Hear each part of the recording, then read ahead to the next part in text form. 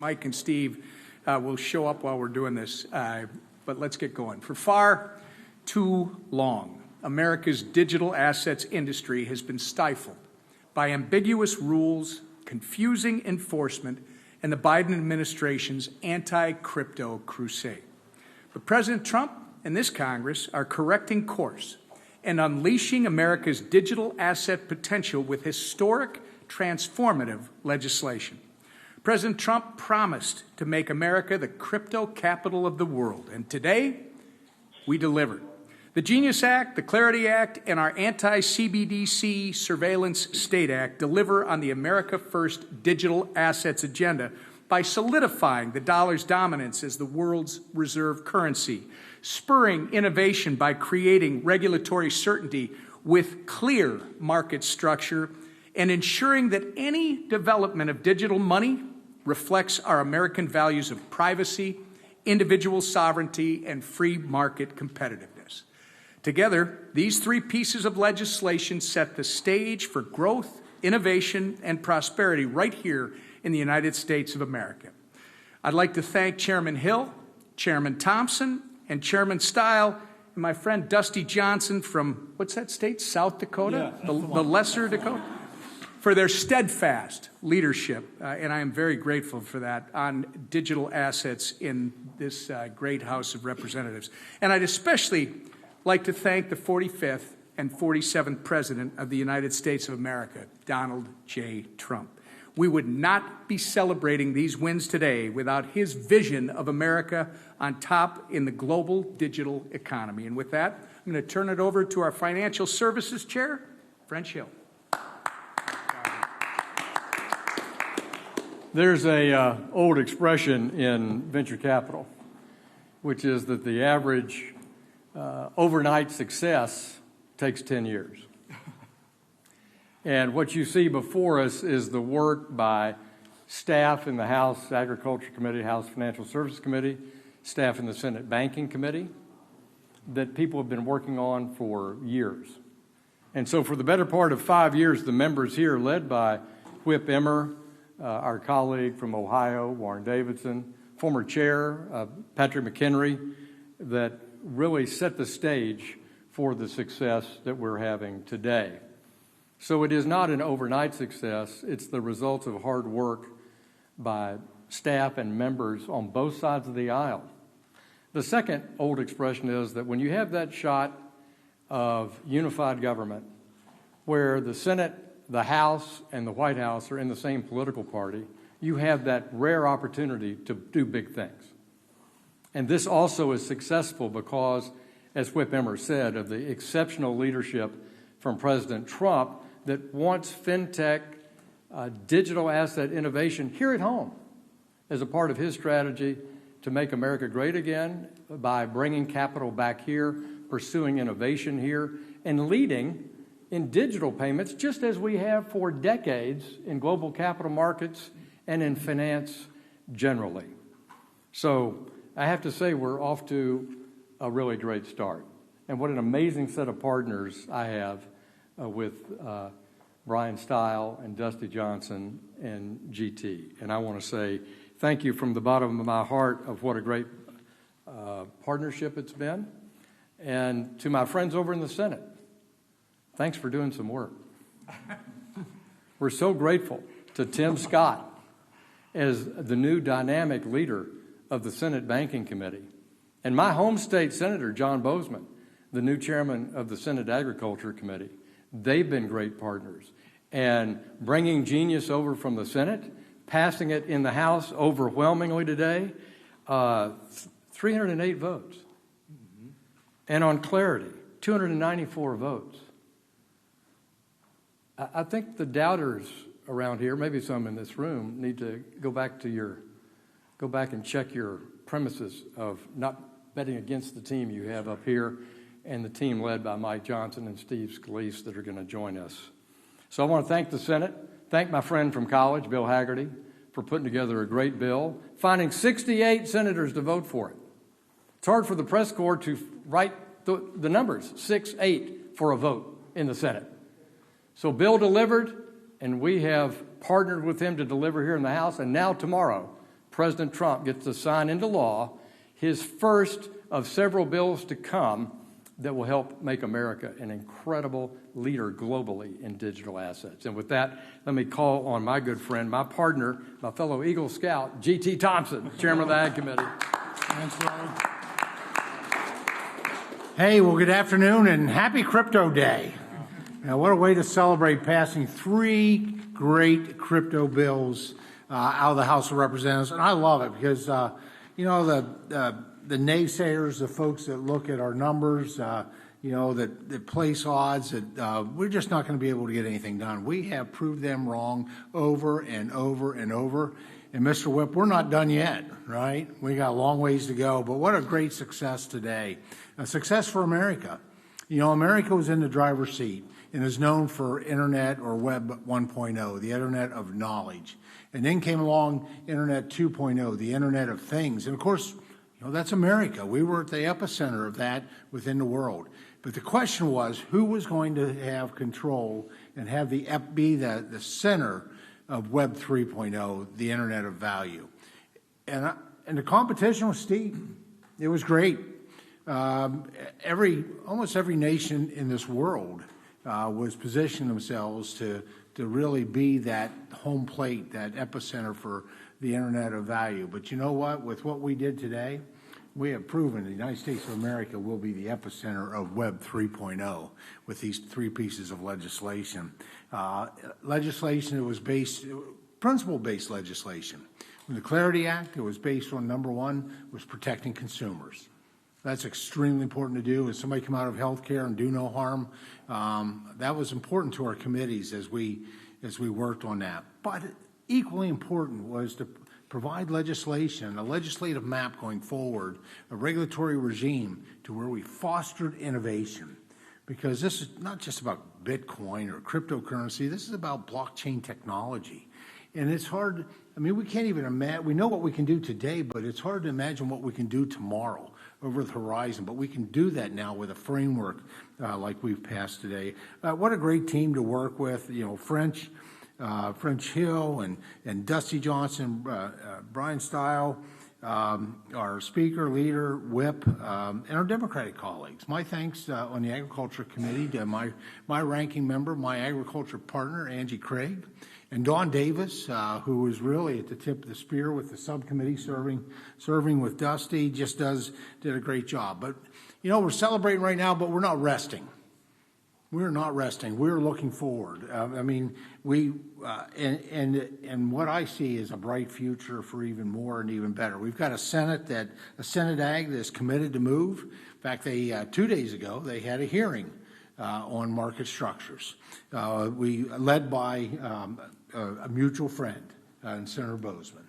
And then the Senate Banking Committee, which is committed to move, led by a fellow a former House member and a good friend to all of us, Tim Scott. And then we do have President Trump, who is committed to bringing our country into the future through the modernizing what really is the financial and technological sectors, and that's what we've done today. So I'll just we'll take a few minutes to celebrate, but then, quite frankly, we're going to be right back at it because we got a lot more to do and a lot more wins to put on the board. And I am really pleased to introduce a dear friend of mine. He serves on he's a leader within our conference, and he serves on the Financial Services Committee well as a subcommittee chair. Brian Stiles. Thanks, Chairman Thompson.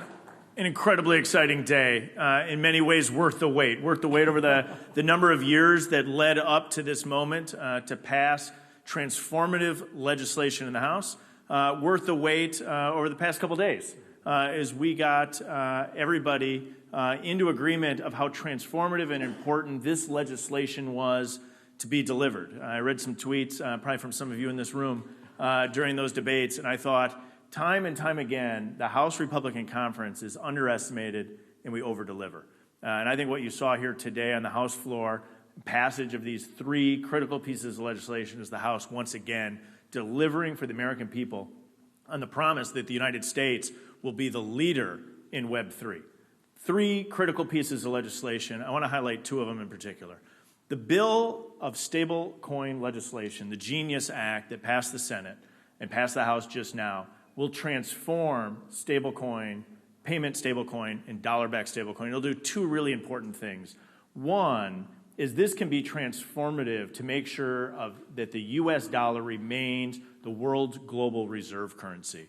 And I don't think that should be underestimated, as how significant and transformative this can be in making sure that the U.S. dollar remains the world's dominant currency. The other aspect is this provides true, real, and substantive consumer protections. And I think what we showed on the House floor with the vote total in particular is a real opportunity to make sure that we're cementing both of those key principles in place. I can't be more excited. We'll be down at the White House tomorrow with our colleagues in the Senate, Senator Hagerty in particular, who led this bill on the Senate side, watching this bill be signed into law by President Trump, and we're thankful for President Trump's leadership across this space. The second bill that we passed, the Clarity Act, is also, I think, maybe even more transformative in the big picture. And I don't think we could give a big enough thanks to both Chairman Thompson for his years-long leadership in this, and Chairman French Hill for his continued leadership in the House Financial Services Committee in this regard. And I think the vote total is a testament to the hard work of all of those behind me, Whip Emmer, Dusty Johnson as well, but in particular, the hard work of G.T. Thompson and Chairman French Hill. I think the Clarity Act is incredibly transformative also. And I think if we step back and look at it from a historical perspective, what we did is we survived 4 years of the Biden administration with the chairmanship of Gary Gensler of the Securities and Exchange Commission, putting forward often very poorly formed and horrific policy through enforcement and punishment through selective enforcement action. What this does is provides a framework with which I believe we will unleash American energy capital and human capital investment so that we're building the next wave of Web3 companies and Web3 technology here in the United States of America. And so I think this is a transformative moment. I could not be more excited for the totals that we put on the board. And I think the totals that we put on the board, specifically as it relates to Clarity, is a massive statement of the energy that exists in the House of Representatives, that exists in the United States, and it's a call on the United States Senate to pick up this legislation and move quickly, because time is of the essence that the United States maintains its lead in tech dominance, and the Senate moving on this legislation quickly is absolutely essential. So it's a day of celebration. We're back to work, as Chairman Thompson said, and now I have a great honor of introducing truly one of my good friends, Subcommittee Chairman Dusty Johnson from the state of South Dakota. There are plenty of lousy days in Washington, D.C., but today is a great day. It's a great day for innovation, for bipartisanship, and for American leadership. History doesn't repeat itself, but it does rhyme. And before I came to Congress, I was in the broadband industry. And the 1996 Telecom Act, it provided the rules of the road that were needed to unlock the internet era. And that was a watershed victory for our country. Ladies and gentlemen, here we are again. The Clarity Act, along with GENIUS and Anti-CBDC, give us those regulatory rules of the road that are necessary for us to unlock this new watershed victory for America, so that we can capture the kind of innovation and consumer protection and investment that all of my colleagues have been talking about. This is a great day. I want to close with a few notes of thanks. And it's interesting, right, that we've all seen in D.C., the politicians, it's always me, me, me, me, me. Did you notice how every single one of these gentlemen talked at length about their partners in delivering this victory? And I want to lend my voices to their gratitude. President Trump has talked about a golden age of America, and he has pushed us to think bigger and think more optimistically about what we can accomplish in this space. Victory has 1,000 fathers and mothers, but Donald Trump is absolutely one of them. The chairman, Hill, Thompson, style, just remarkable. The early adapters, Emmer, Davidson, McHenry, the guys, the Johnny Appleseeds who brought us to this point. The Democrats, Angie Craig, Don Davis, Richie Torres, Josh Gottheimer, so many others, who understood that they might be they weren't going to be with 200 Democrats when the board was closed, but they knew that they would be with 70 or 80 really far-sighted folks who wanted to work in a bipartisan way. And then finally, I mean, I'm not going to mention all the staff, and it's dangerous to highlight just three, but the three that I've spent the most time with over the last 3 years, those who have taught me, who've helped me to understand the blind spots, those who have patiently provided briefing document after briefing document and legislative draft after legislative draft, and just have been willing to be pushed by me and been willing to push me. I mean, Nick and Paul and Allison are just remarkable professionals. And I know that it is sometimes fun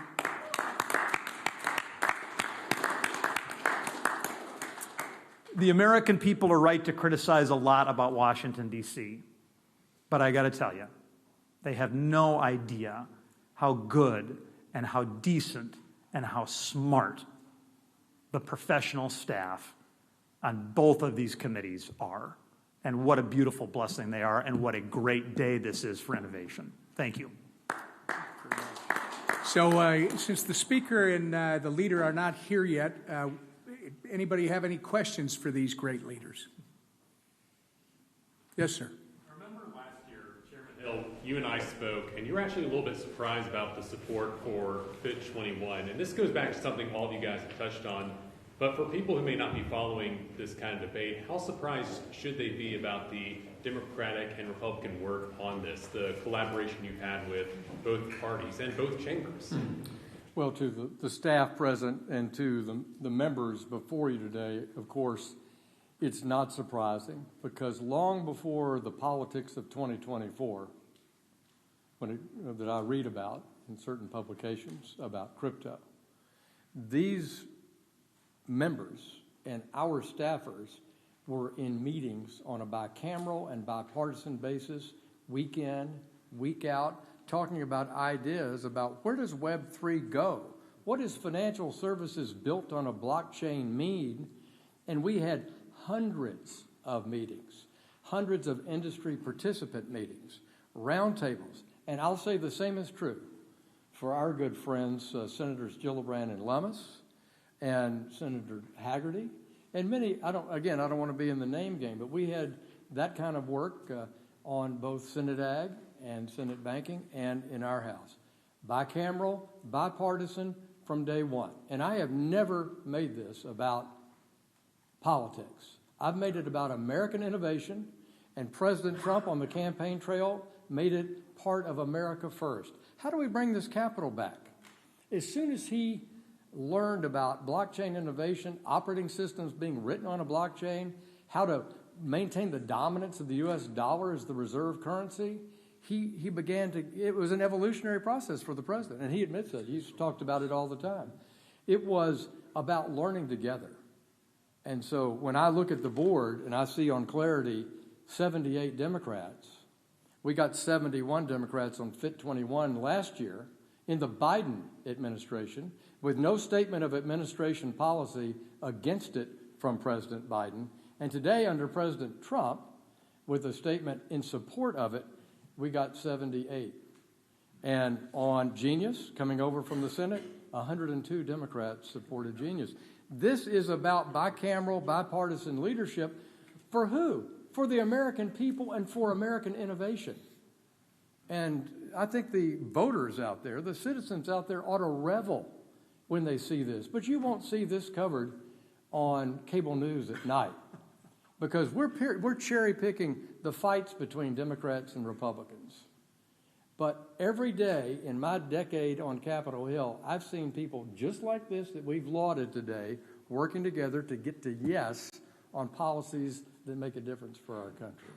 So actually, I didn't know what number to be, but I knew that my target was to beat FIT 21, and I made a bet with myself, and I won. Questions? Yeah. Mr. Style mentioned that you want the Senate to take up market structure quickly.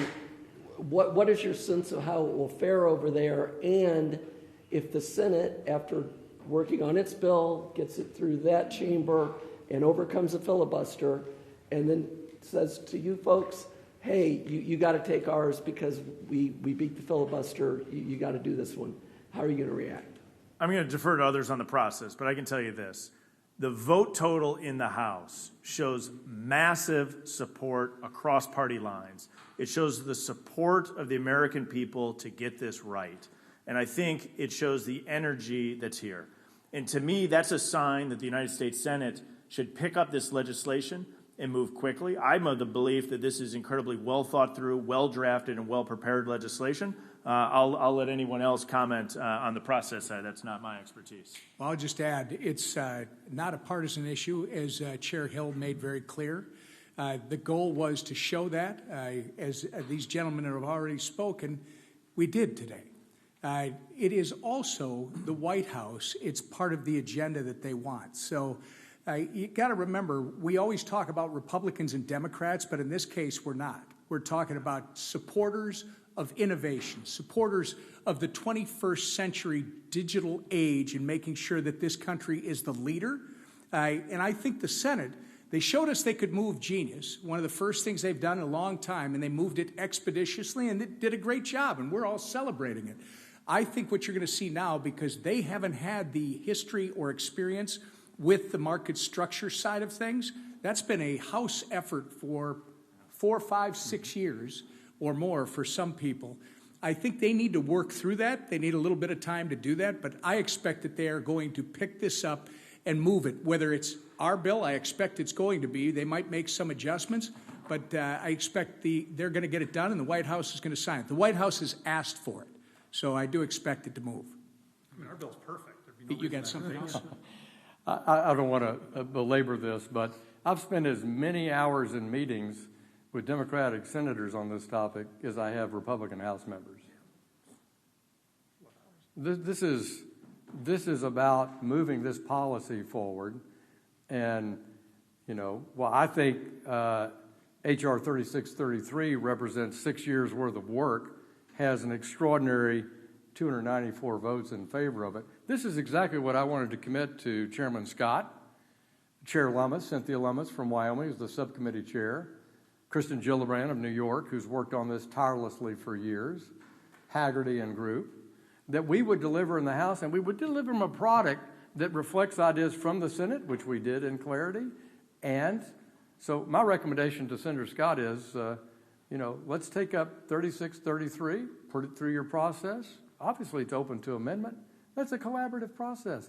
What's wrong with Washington is they're not used to a collaborative process. They're not used to bicameral groups working together. So, hello, here's a good example, and let's see what we can get done over the next few weeks. And I'm with Whip Emmer. This is a goal of President Trump, and the Treasury is a part of their effort to make America great again and get our financial markets into the 21st century. And I have every confidence that we'll work together. You want to add to that? Speak from an ag proposal. Well, I guess I will belabor the point. Yeah, do it. Yeah. Well, I think French actually hit on my first point. Is that's fact. We didn't write this in a vacuum. We wrote this in a tripartisan way. Even beyond that, I guess, in a bicameral way. We worked with Republicans, we worked with Democrats, we worked with the industry, key stakeholders, folks that would be impacted or who are impacted in this digital asset ecosystem. Everybody was welcome to the table and has been going back on the agriculture side at least 7 years. Shout out to former Agriculture Chairman Mike Conaway, who really took the tip of the spear on this during his tenure as chairman of the House Agriculture Committee. And so this is not new to the members of the U.S. Senate. We've had members of the U.S. Senate write really good, nice things about the Clarity Act when it was pending. The other point I want to make is how important this is and why the Senate, it's just a necessity of it. We help to refine the Genius Act within Clarity. probably about 5 provisions that are in that are specifically meant to refine some points that needed to be a little bit of improvement, a little bit of refinement. And so Genius, which will be law tomorrow afternoon when President Trump puts a signature on it, needs clarity to pass, not just for those few points of refinement, but also because it's the infrastructure. It's the market infrastructure. As my good friend French Hill, and I'm gonna use this when I go back home, French. I can't help myself. You did such a great job of. Okay, I appreciate that. He compared Genius without clarity is like having a cell phone without cell towers. Clarity or Genius Act, what will be Genius Law tomorrow afternoon, needs clarity to really do its full function. So, we've got time for one more. A question for Chairman Hill. Actually, two questions related to the Fed. That's two, only one question. Okay. No, go One ahead. follow-up. Sorry. The second one I think you'll like. He'll take the second one. Then fine, if it's a cafeteria, I'll take the second plate. First of all, the president said yesterday that he would only fire Jerome Powell for cause. Do you think there's any circumstance in which the president could and should fire the Fed chair? As I've said many times, and I'm quoting President Trump and I'm quoting Treasury Secretary Bessent, he's not going to fire Jay Powell, and I don't believe he can fire Jay Powell. Jay Powell's term is up as chairman next spring. President Trump also has a vacancy coming up earlier in the winter that he can add a governor, and I think that's the bottom line. Any concerns about the rhetoric against Jay Powell, what that is doing to the markets? Well, I would be happy to meet with you offline and walk you through Lyndon Johnson's audio tapes from the Oval Office, or Richard Nixon's berating of Arthur Burns, or Ronald Reagan dragging Alan Greenspan into the office and sitting there silently while Jim Baker berates him, but I won't go through that historic premise.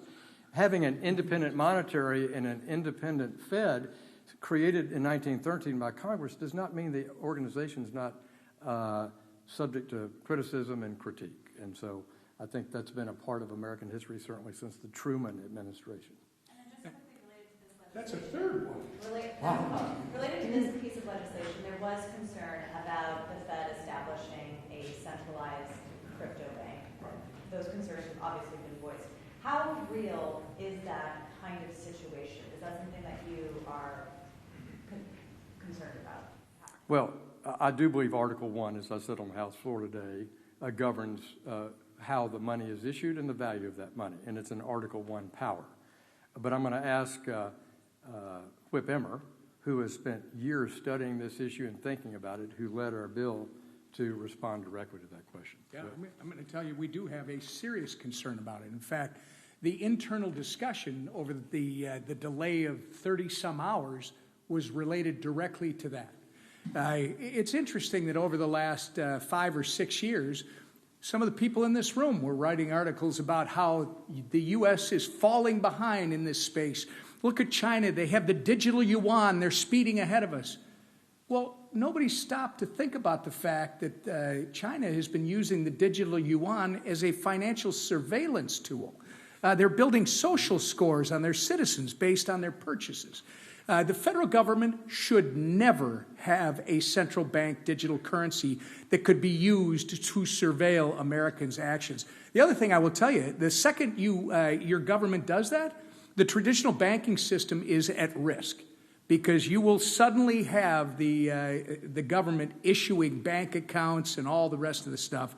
That is not an American value. And again, unless and until they can create a central bank digital currency that is open, permissionless, and private with a capital P, it should never be a part of the government's toolbox, ever.